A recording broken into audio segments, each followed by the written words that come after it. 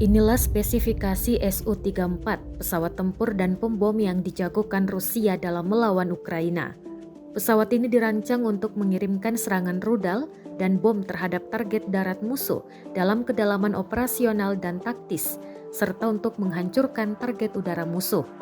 Adapun berat lepas landas maksimum 45.100 kg, kecepatan penerbangan maksimum di dekat tanah adalah 1.400 km per jam dan kecepatan penerbangan maksimum di ketinggian 1.900 km per jam. Persenjataan yang dimiliki diantaranya bom udara termasuk KAB-1500 dan KAB-500. Selama operasi militer khusus, awak pesawat pengebom Su-34 menggunakan rudal udara ke permukaan.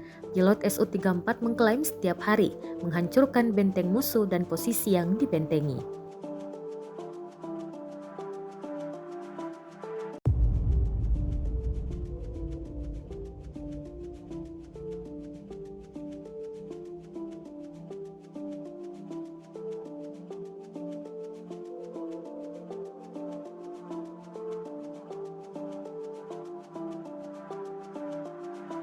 Rusia melaporkan 385 pesawat Ukraina, 209 helikopter, 3.152 kendaraan udara tak berawak, 404 sistem rudal anti pesawat dieliminir sejak awal operasi khusus.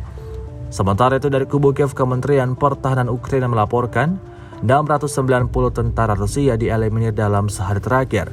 Total 140.460 prajurit Rusia meninggal sejak awal konflik hingga hari ke-359.